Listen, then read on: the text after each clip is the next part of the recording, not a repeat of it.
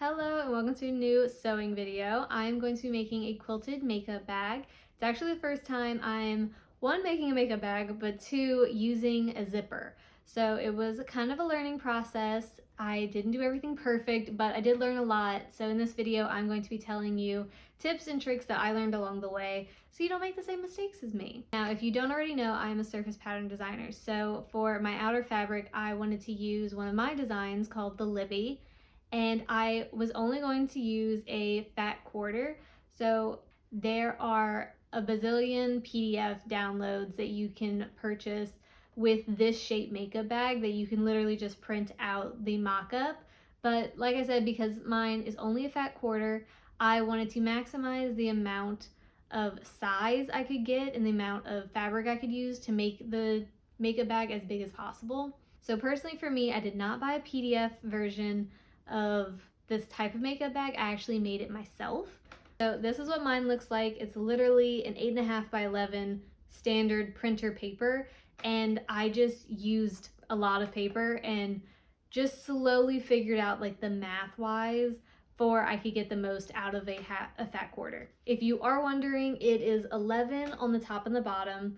The bottom piece is actually slightly bigger than the top because you have to think about how much the zipper is going to be taking up the room. That way, when everything's sewn together, it lines up correctly. So the bottom is 2.5 inches, and then the top is 2 3/8. So slightly smaller, enough that the zipper is able to fit in between and everything lines up correctly. But if all of that seems like way too much and you don't really want to bother and you want to get right into sewing, you can always download or buy a PDF of this shape of a makeup bag, and I can link some down below that I think are good. I just want to be transparent and say that I made this mock-up myself. So if you want to do something like that, it's completely possible. It just takes a little bit of time and math, but overall it really wasn't hard. Now the first thing you'll want to do is cut out your fabric around the PDF. So if you bought one or you made one, whatever mock-up you're using, you're going to lay on top of your fabric. From there, you're just going to cut around it. It doesn't need to be perfect. You just need to get as close to that shape as possible, and then repeat that twice. So you're gonna have one side and the other side that we're gonna sew together to create the entire bag. You can see here I have the fabric itself. So I have the Libby fabric laying on top of the batting, and I'm just cutting roughly around it. Once you actually quilt the batting to the fabric, you can cut really close to the fabric, making it like the perfect shape. Now I have done a few quilting projects at this point, and the best advice I can give you is to pay attention to your bobbin.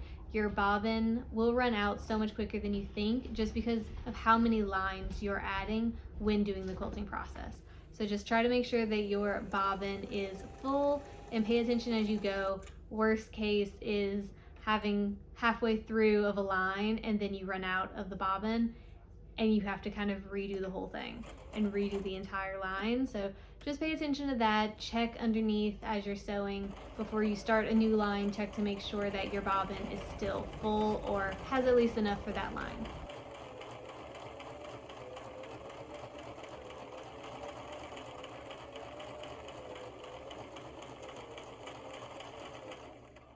Your first line for the quilting process is arguably the most important one because it needs to be straight, because that's what you're going to be basing all of your other lines off of. So take your time. I literally use a long ruler and mark with a pen or pencil on my fabric. Whenever you're sewing it, you're not going to be able to see that line, but it's really important that you know that is a straight line, so that way you can base all the rest of your lines off of that line. Now I'm just here ironing out the inner fabric. I always recommend ironing out your fabrics before you start sewing. That way you don't get any bunching and it all looks really clean and nice. Now another thing you can do to make sure that you remember what your top and your bottom is by making this little cut. So I use the little cut to know that that part where the cut was is the bottom, because once you start sewing things, the bottom and the top start to kind of look the same because it's not that much of a size difference, but you will definitely notice if you accidentally put the zipper on the bottom instead of the top. So I just made that little notch, and now I'm showing you my zipper. I'm lining up with the top, and I have it where the zipper is face down, and on top of that I have the inner fabric. this was the first time I ever used a zipper in a sewing project, so I was a little intimidated. I took it quite slow.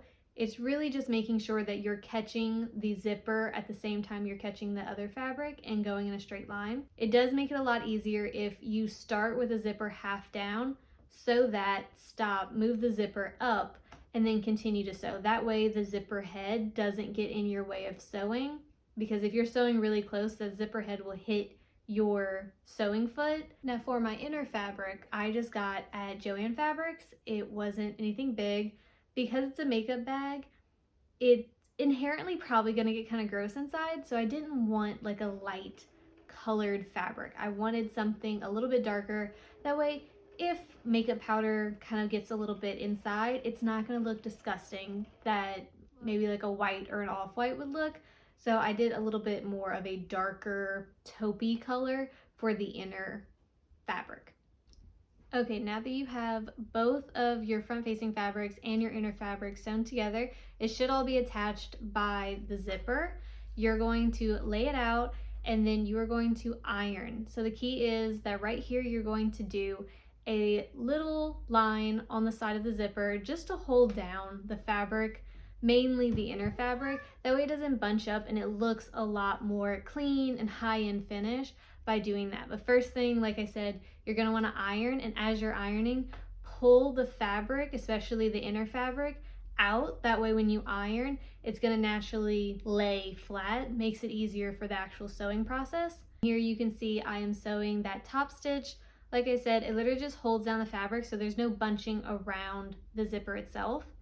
Next thing you're going to do is sew the two top pieces, so your two quilted pieces together from the bottom, and do the same thing for your inner fabric. And this is what it's gonna look like. So you'll basically have two tubes and you're going to pull the quilted front facing fabric through the inner fabric. And just take your time here. Sometimes it's a little finicky and a little tight, but you're gonna do that, and then you're going to flatten it out where the zipper is directly in the center, and you're going to line up all of your edges.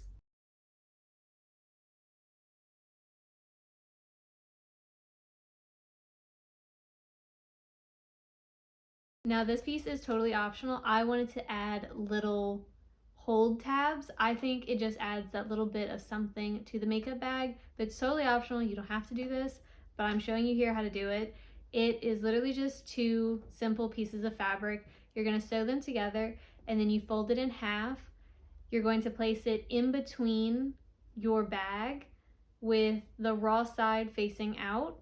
And when you go to sew your side pieces, so the pieces that the ends of your zipper are connected to, you're going to have that tab right there. So just make sure that when you're sewing, you're actually grabbing onto the tab as well.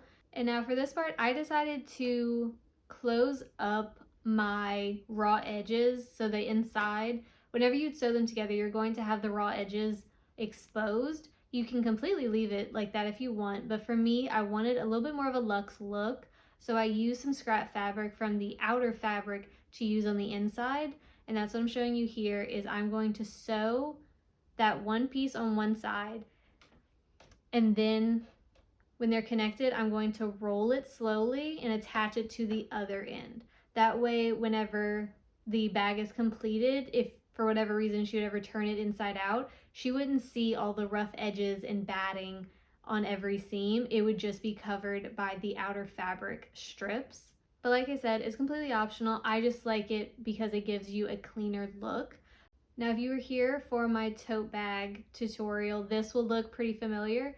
You're going to kind of squish the bag so that way this little opening here is closed. And you're just gonna sew that together. You're gonna do it on all four sides.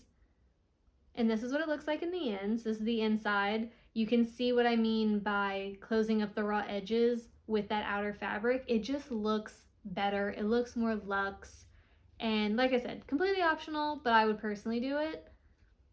And then here you can see the tabs and what it's gonna look like from the outside. I truly love the way this turned out. It's so cute. My niece loved it for Christmas. She was so excited.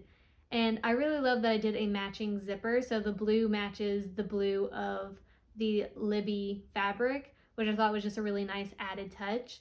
She can also clip this to any kind of duffel bag or something if she was traveling and didn't have room inside because of those little drawstring tabs. This quilted makeup bag was so fun to make, and considering it was my first time using a zipper, I would like to say I didn't do half bad.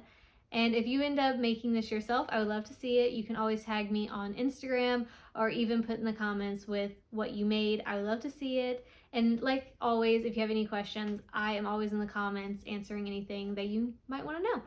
So I will see you in next week's video. Bye.